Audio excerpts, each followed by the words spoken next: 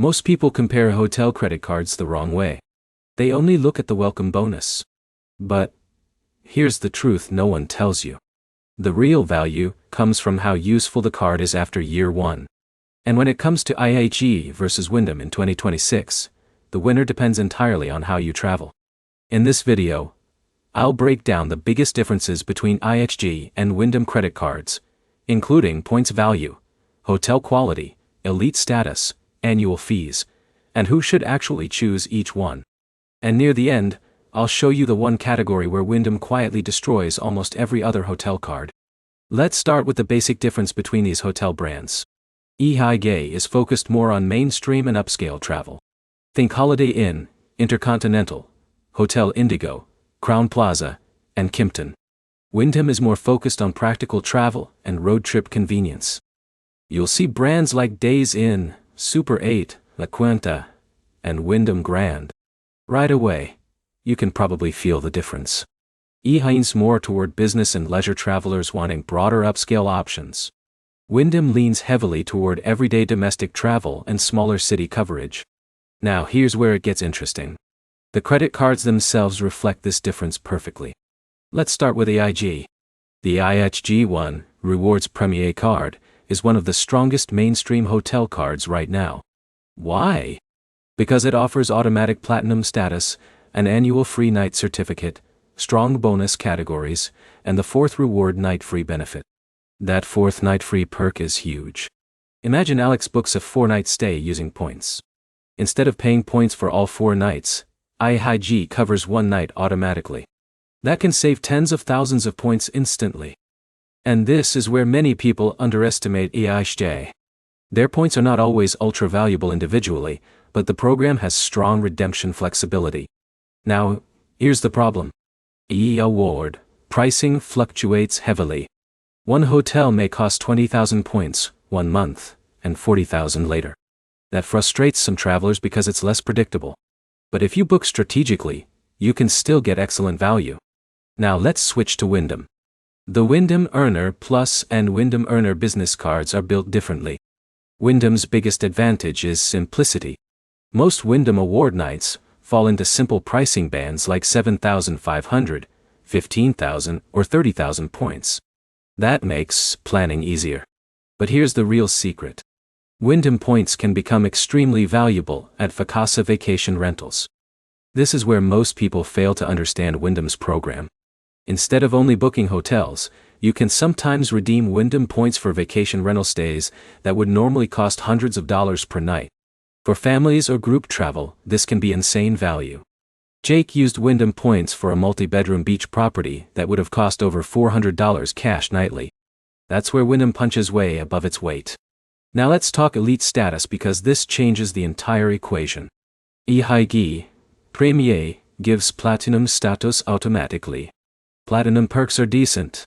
You get bonus points, potential upgrades, and priority treatment. But honestly, IHG elite perks are not always consistent across properties. Some hotels treat elites very well. Others barely acknowledge status. This is one of the biggest complaints with IHG. Wyndham, meanwhile, offers something interesting. The Wyndham Earner Business Card gives automatic Diamond status immediately. That sounds huge because Diamond is top-tier status. But here's the truth nobody tells you. Wyndham Diamond benefits are strongest at select properties, not necessarily every low-cost roadside location. Still, upgrades, suite eligibility, and bonus points can absolutely deliver value. Especially considering the annual fee is much lower than many luxury hotel cards. Now let's talk earning rates because this is where Wyndham becomes extremely attractive for certain people. Wyndham cards offer massive earning rates on gas.IHG. That's a huge deal in 2026. If John drives for work, commutes long distances, or road trips regularly, Wyndham points can stack incredibly fast. This is why truck drivers, contractors, sales reps, and frequent drivers often love Wyndham cards. IHG cards do not dominate in gas rewards the same way. But here's the problem. If you rarely drive and mainly fly internationally, that Wyndham gas advantage matters far less. This is why choosing the right card depends on your lifestyle. Now let's compare hotel quality. EIG generally wins here overall. Intercontinental and Kimpton properties can feel genuinely premium. Even Holiday Inn Express locations are often reliable for family travel. Wyndham has improved, but the quality range is wider. Some Wyndham properties are excellent. Others are basic roadside stays. This is where most people need to be realistic. If you mainly care about upscale travel experiences, EIG probably fits better. If you care about practical value and broad coverage during road travel, Wyndham may actually outperform.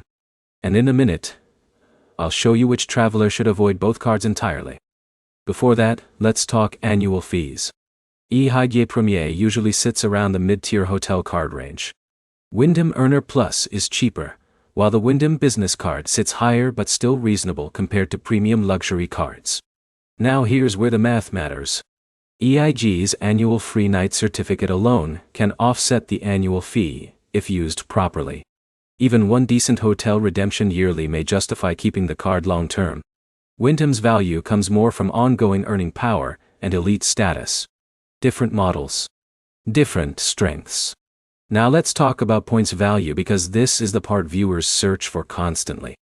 EIG points are generally valued modestly. Wyndham points can sometimes produce surprisingly high value through Vacasa. But here's the catch. Vacasa redemptions have become more restrictive over time. So you should never get a Wyndham card only for one redemption strategy. Instead, think about the broader ecosystem. Now here's where it gets interesting. Both programs can work incredibly well if paired with actual travel habits. For example, Alex flies internationally twice a year and enjoys upscale city hotels. EIG fits his lifestyle naturally. But Jake drives through multiple states monthly for construction work. Wyndham becomes almost perfect for him because of gas rewards, practical hotel locations, and simpler redemption pricing. That's why there is no universal winner. This is where most comparison videos fail. They try forcing one answer onto everyone. The smarter approach is matching the card to your real-world habits. Now let's answer the biggest question directly. Which card is better overall in 2026? For upscale travel and stronger hotel variety, EIG wins. For road trips, gas spending, and practical domestic travel, Wyndham wins. For elite status value relative to annual fee, Wyndham is surprisingly strong. For annual free night value in premium brands, EIG often feels more rewarding. But remember what I said earlier. The biggest mistake is chasing points without thinking about where you actually stay. A hotel card only becomes valuable if it fits your real travel patterns. Before we finish, here's who should avoid these cards entirely. If you rarely stay in hotels, travel maybe once yearly, or prefer Airbnb almost exclusively, a flexible travel card, like the Chase Sapphire Preferred, may give better value. Hotel cards work best when you consistently stay within one ecosystem. That's the secret. Consistency unlocks the real perks. So if you're choosing between EIG and Wyndham in 2026, start by asking one question. How do you actually travel? That answer usually makes the decision obvious. If this video helped you compare these hotel cards clearly, hit the like button, and subscribe for more hotel, travel, and credit card breakdowns every week. And in the comments, tell me which side you're on right now. Team EIG or Team Wyndham. Jatsunmado or Akshanos Sabshio, Miparenewa. IDSC are Team Wyndham.